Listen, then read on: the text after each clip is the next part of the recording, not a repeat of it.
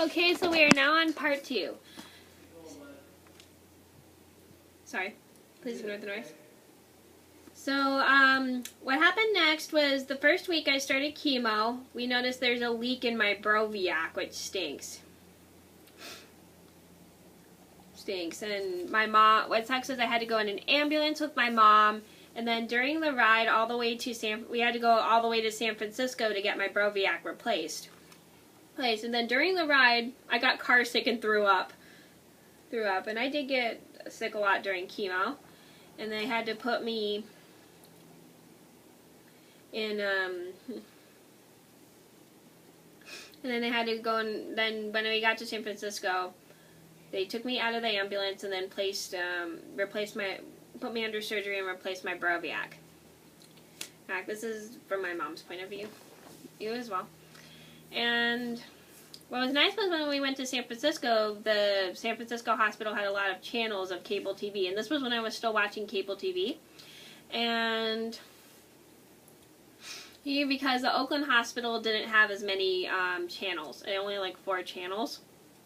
And this is when I was still watching cable TV. Like, it had a ton of channels. And we also had brought movies with us, too, to keep me busy during chemo. Because they would just distract me so much. And then, I don't know how long I was in the hospital for that. Let me see. It has it in here.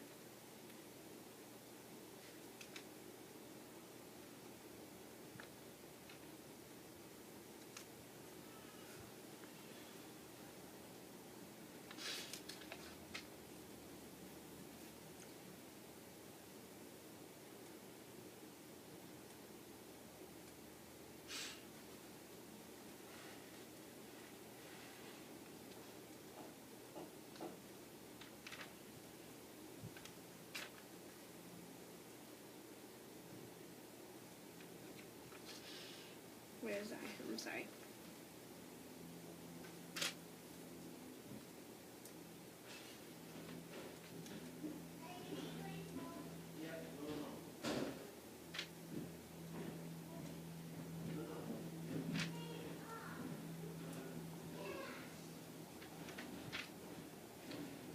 I'm sorry it's taking me so long.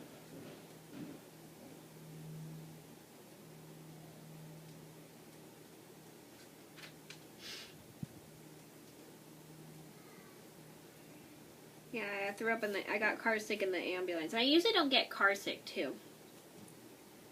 Yeah, I like the San Francisco hospital. I didn't mention that before, sorry. I'm just going to mention it again. And I also brought movies too with me from Blockbuster. And then,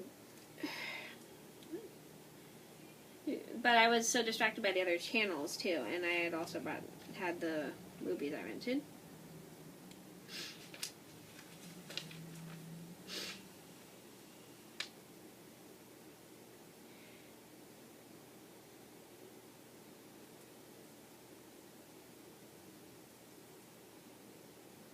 And after my first treatment of the hospital and chemo, I was looking forward to going home because I missed everybody. But the thing I hated about the hospital was that I couldn't sleep with the nurses. I couldn't sleep because all of the nurses would walk into my room. I hope you guys didn't take that the wrong way. I couldn't sleep because all the nurses were like driving you crazy in the night. They'd turn on lights, open doors, and sometimes slam on an accident. But they were all super nice. And I was so happy to be home and see everybody. And then on the 23rd of September 2004, we had a home health nurse come over to show my parents how to take care of my Broviac. I was kind of freaking out because it was a little painful because my Broviac was still healing too from the hole. And I still actually have the hole in my chest. I don't have it literally, I just have the scar from where I had the hole. Sorry. That was weird. My lips are chapped, sorry. Anyway,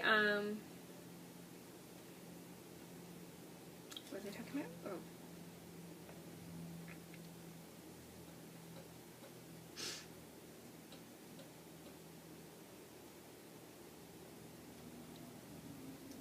And then when I had my Broviac, my stepdad, he would do all my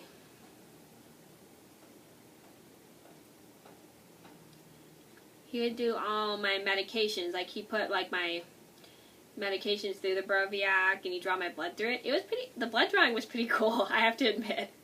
That it was pretty cool the way they did it. And it was nice because they wouldn't have to poke me all the time.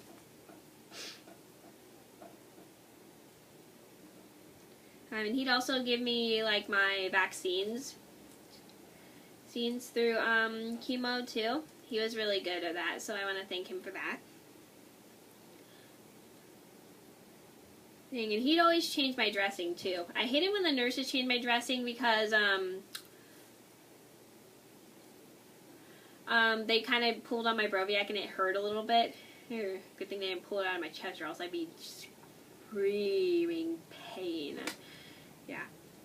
When I first got it, I was in a lot of pain.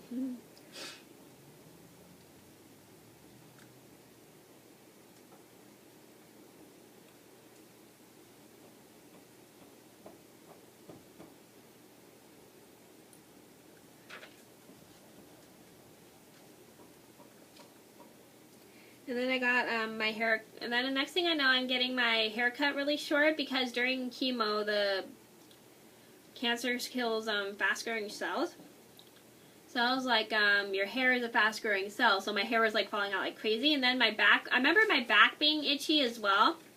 And I thought it was like my skin being dry, but my mom said it was was my hair falling out. So my neighbor came over, and what she did was she cut my hair, and then shaved my whole head for me when I was going through chemo.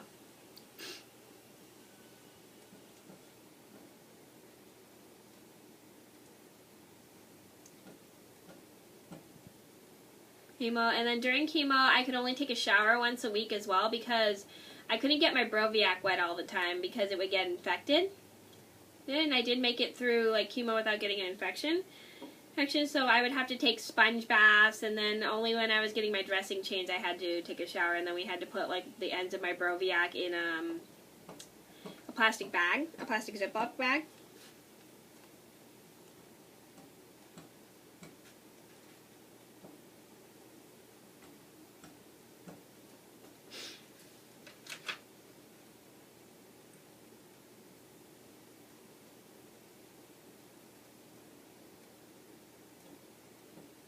And so then I get my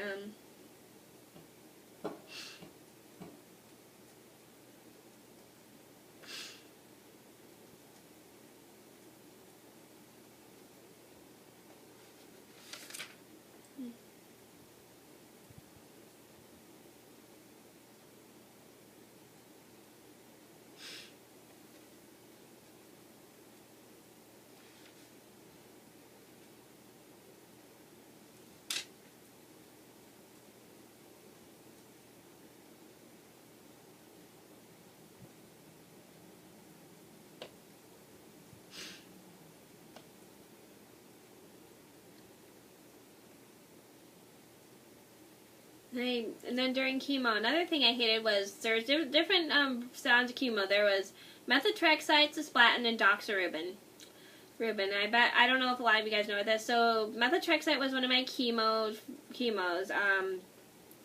and during the methotrexate, I don't remember which doses would give me like certain things. Like I remember I think the first dose would give me mouth sores. The first dose was fine, and the second dose was worse. They give me mouth sores and then fevers with the second dose of methotrexate. The cisplatin was the worst of all time. I would throw up like crazy for the cisplatin. And then we had doxorubin. Doxorubin were just the fine treatments, so the clinic treatments, sorry, not the fine treatments, the clinic treatments, I meant to say, sorry. So the doxorubin were just the clinic treatments where I just sit and watch movies in the clinic room. My mom's friend would come along with us to those treatments because and he likes movies too. He would just come and sit with me and my mom, and he was a great company. I hated the methotrexate because I get mouth sores, my throat would be like in pain, and then I couldn't swallow anything, and then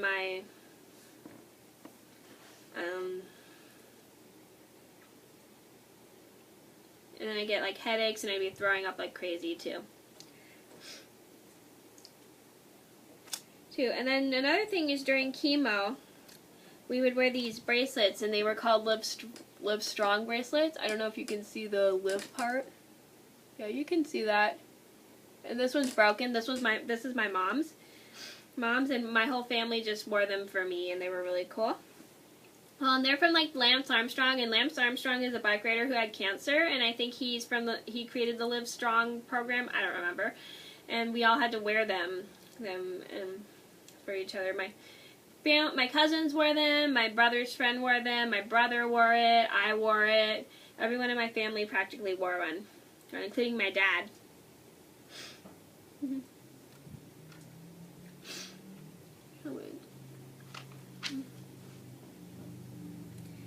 And also during chemo I had to take some mouthwashes. There was like this minty one that I hated the taste of, and it was a Swish and Spit.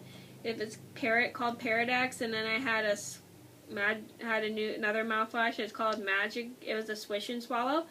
The Swish and Spit, I had to have 20 seconds, and I'd spit a couple extra times because sometimes it would get stuck in my mouth. And I accidentally swallowed it a couple times, and I threw up like crazy. And I had to be careful not to swallow it. And then the Magic mouthwash was this like mouthwash that was like a light brown. The Paradox was like a light blue. The Magic mouthwash I remember was light brown and tasted like Pepto-Bismol from when you were a kid. And I would have to like hold that in my mouth for like a couple seconds to numb up my mouth when I got my mouth sores. I kind of hated eating after that one because I couldn't taste anything with it. So sometimes I'd wait a while, and then my mom's like, I'd eat something now. No, and I'm like, fine. And then I just eat like whatever I could.